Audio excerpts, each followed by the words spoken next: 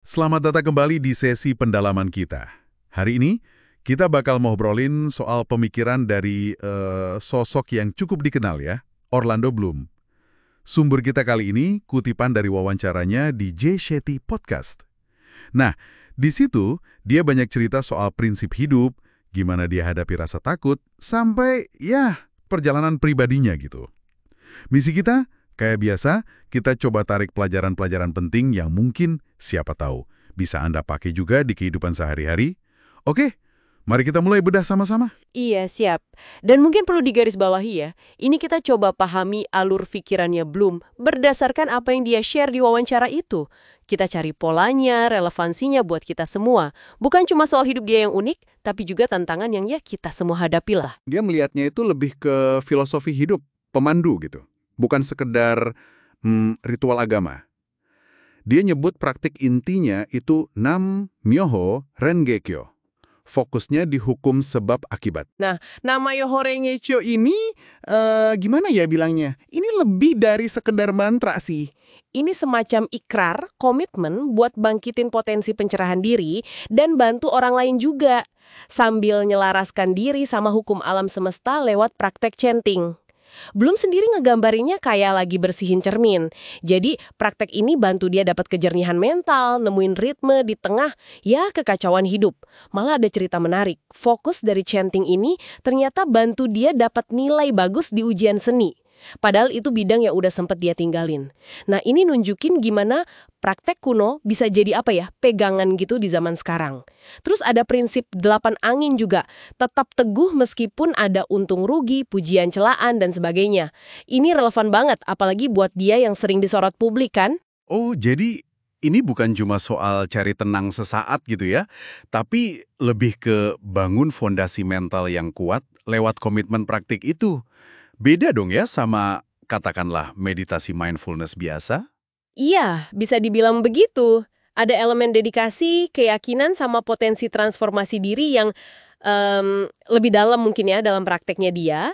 Dan kejernihan mental ini kayaknya penting banget buat dia. Apalagi pas dia harus berhadapan sama ketakutannya sendiri. Nah, ini dia nih sisi yang, wah, cukup ironis ya. Dia kan aktor, tampil di depan jutaan orang, tapi ngaku punya demam panggung parah dari kecil. Ini nyambung sama rasa takut internal yang muncul lagi pas dia bikin acara To The Edge, yang dia coba aktivitas ekstrim kayak wingsuiting, freediving.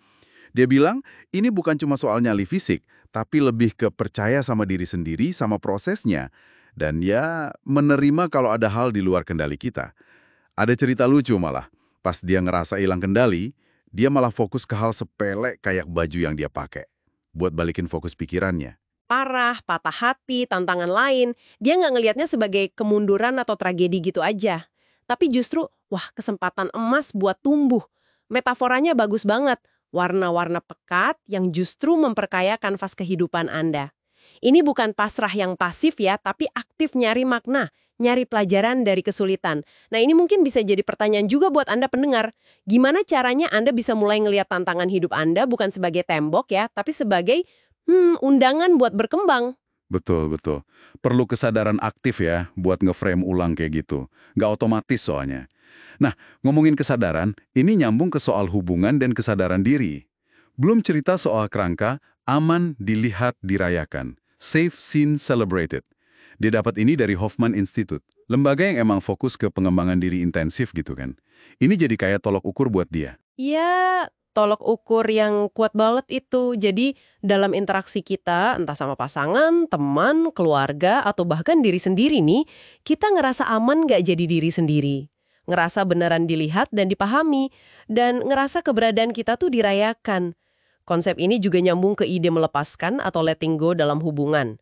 Lepasin ekspektasi yang berlebihan, lepasin kontrol, dan mulai lihat pasangan sebagai cermin buat kita tumbuh bareng. Kayak dia bilang, 2 pohon akarnya kuat, dampingan, tapi cabangnya tumbuh bebas.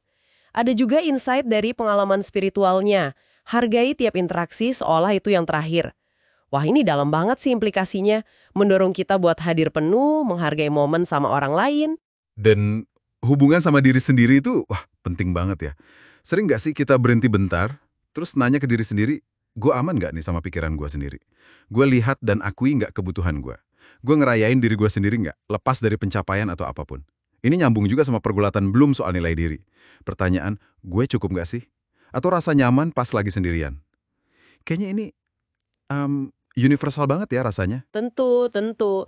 Dan penawarnya buat rasa nggak cukup atau kewalahan di zaman sekarang ini, kata Bloom, ya kembali ke dasar, kehadiran, presence, rasa syukur buat hal-hal kecil, kesederhanaan. Ini bukan berarti lari dari hidup yang kompleks ya, tapi sadar milih fokus. Di tengah gempuran distraksi teknologi, banjir informasi, perlu ada disiplin diri buat nyambung lagi sama apa yang beneran penting buat jiwa kita. Ini bukan cuma soal biar enak aja rasanya, tapi aktif mengarahkan perhatian ke hal yang menutrisi. Nah pertanyaannya, gimana kita bisa jaga fokus itu di tengah semua berisik ini? Oke, jadi kalau kita rangkum nih dari obrolan Bloom tadi, ada beberapa poin kunci ya.